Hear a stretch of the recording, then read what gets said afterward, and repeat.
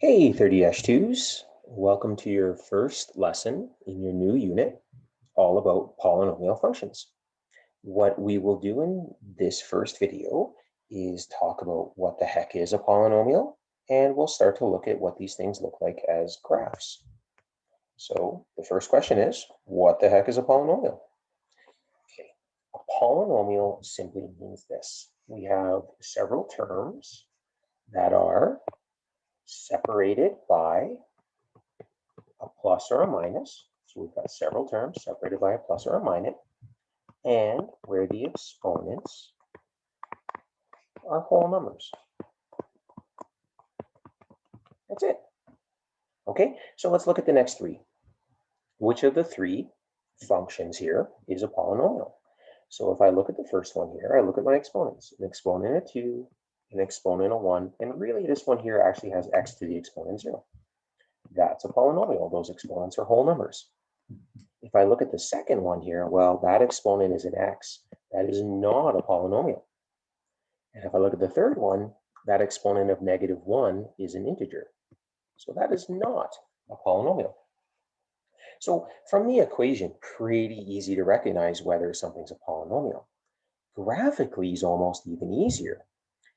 So look at the next two graphs that we're going to analyze in a moment. So the first one's from grade 11. The second one's what we'll work with in grade 12. How I can tell these are polynomials is I'm going to describe these as nice, smooth curves, right? They turn around, they have a turning point, but they don't have sharp, jaggedy edges. So they don't have a sharp V, or they don't have a hole in them, something like that. So polynomial functions visually are nice, smooth-looking curves. Okay, now that's not a proper definition, but it'll certainly get us through looking at a graph. Okay, what we want to talk about here are four different things. We're going to talk about the degree, the constant term, the end behavior, and we're going to practice some domain and range. So what is degree and constant term? Okay, let's go back to the only polynomial I've got typed up for us here. The degree is the highest exponent that I see. So this would be degree 2. The constant term, well, the constant term is the term without a variable. So that's our constant term. All right, so let's see how this works in a graph. So what do I know? Well, this first one here is a parabola from grade 11. That means this is actually something like x squared. So I know the degree is 2. Constant term. The constant term comes from the y-intercept. So all I know for sure is this constant term's down here. It looks like it's at -5. The constant term is my y-intercept. End behavior. Well, here's how I'm going to describe this. End behavior, I read a graph just like I read English, left to right. So I'm going to say that this graph here is coming, remember our quadrants here, quadrant 1, 2, 3, 4.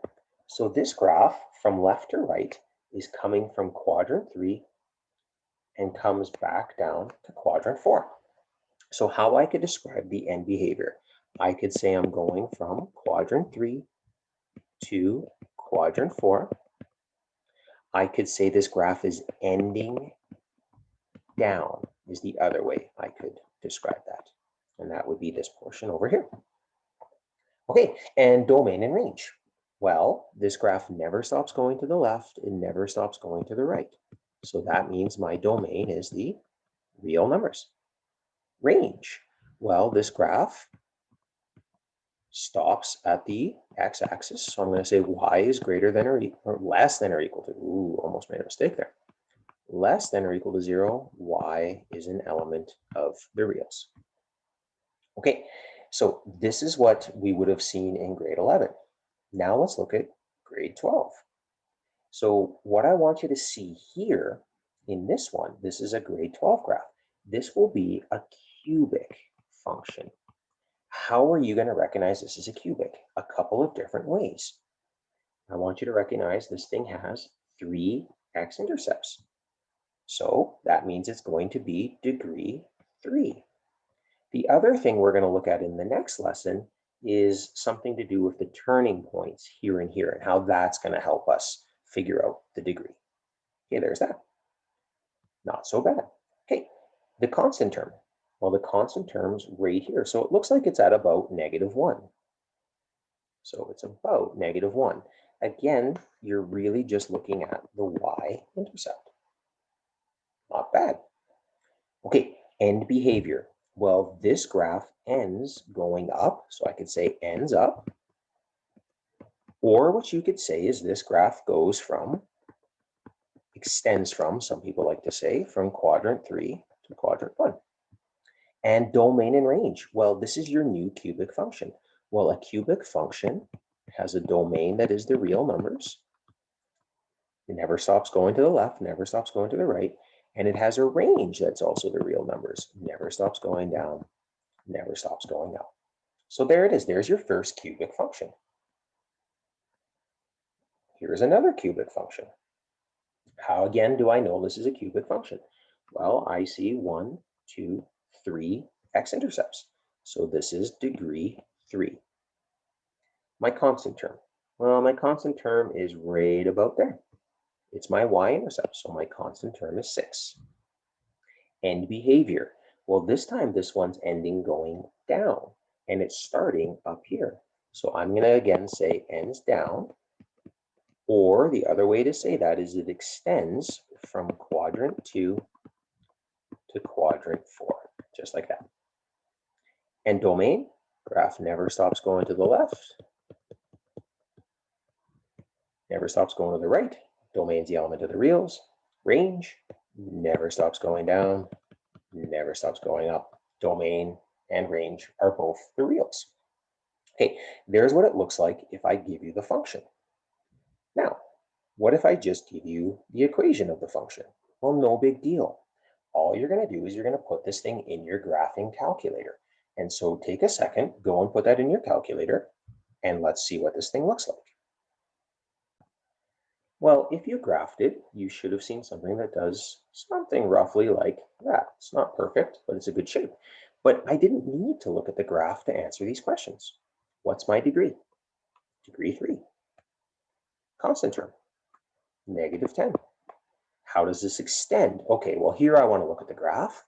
This is ending going down, or I'm going to say this extends from quadrant 2 to quadrant 4 because I'm reading it from left to right. And again, domain and range of a polynomial function, unless it's an application, which will be later on, will be the real numbers. There it is, friends. So your first lesson is simply all about looking at graphs and equations and telling me this really nice basic information. Okay, there it is. See you next time.